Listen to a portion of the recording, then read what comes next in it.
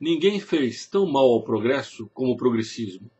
Ninguém fez tão mal às mulheres como o feminismo. E ninguém fez tão mal aos pobres como o comunismo.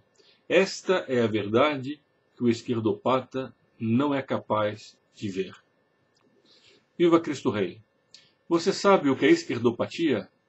Até recentemente, o esquerdopata dominava a política nacional e impunha sua agenda progressista em nossa nação.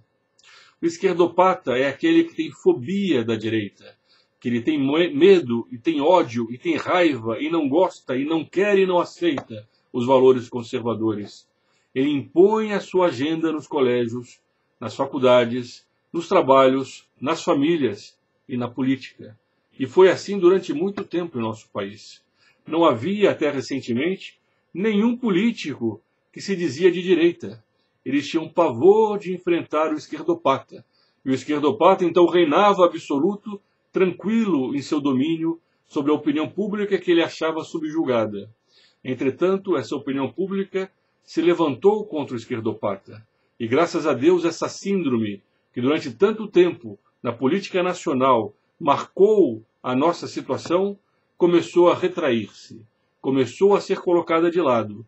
E o Brasil verdadeiro, esse Brasil profundo, conservador, defensor da família, da propriedade, que quer trabalhar, esse Brasil se levantou e em uma única voz disse não aos esquerdopatas. Pela primeira vez, desde muito tempo, a esquerdopatia está em franco declínio em nossa nação.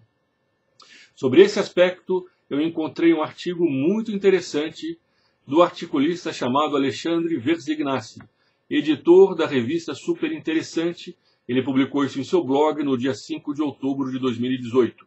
O título do artigo é Gente de Bem versus Gente do Bem. Ele vai explicar a diferença de uma para outra. Esse artigo nos interessa por alguns motivos.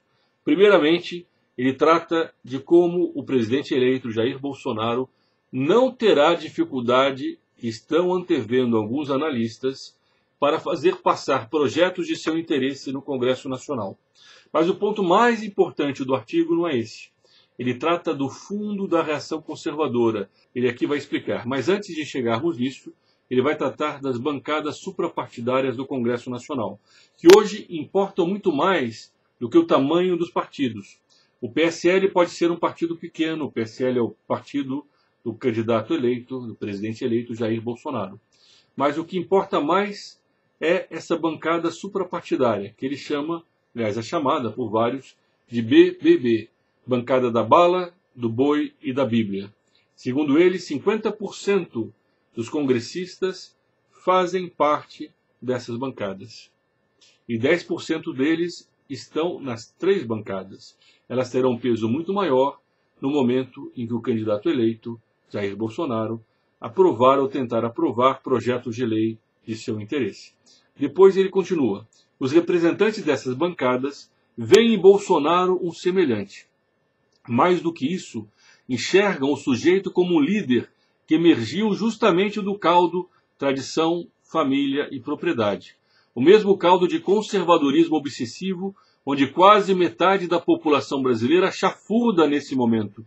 Vejam essa incompreensão, esse ódio, no fundo, essa inadequação dele para essa realidade.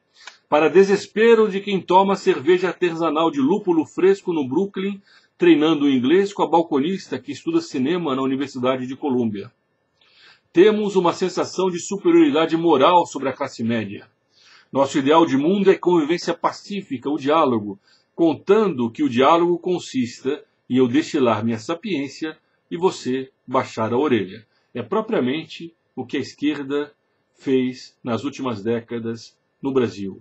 Eles dividiram o país, eles se achavam superiores, eles dominaram a política. Entretanto, tudo isso começou a retrair porque havia um caldo de valores conservadores. Esse caldo se levantou em uma única voz contra a esquerda. Então ele vai tratar agora da diferença do artigo. Nossa natureza faz com que, na falta de um inimigo comum, emulemos ambientes de guerra criando times dedicados a combater-se mutuamente. O embate atual é o das pessoas de bem contra as pessoas do bem. A mera troca do artigo que vem depois da letra D determina se você tira selfie com a PM ou se coleciona vinis do Cartola. As pessoas de bem são as pessoas direitas, as pessoas que vivem bem. As pessoas do bem são as pessoas que querem o ecumenismo, entre aspas, esse diálogo, essa convivência pacífica, quando na verdade eles não aceitam os valores da família, eles não aceitam a propriedade privada, eles atacam aqueles que defendem esses valores. Eles atacam com a fobia sobre a qual comentamos no começo desse vídeo. Bom, no fim ele diz: o Brasil é conservador e cheio de fobia por qualquer coisa que não faça parte do tripé tradição, família e propriedade. Isso é, segundo ele, o fundo, o substrato dessa reação conservadora. É interessante o artigo dele nesse sentido, porque traça claramente, na opinião dele, e é a minha opinião também, que esses valores conservadores, essa reação conservadora que existe no Brasil, não é por questões econômicas, não é pelo problema do desemprego, ela é muito mais porque existe no fundo do brasileiro valores tradicionais. O brasileiro que vê no Cruzeiro do Sul um símbolo não apenas das estrelas, mas do Cristo Redentor. Obrigado e boa noite.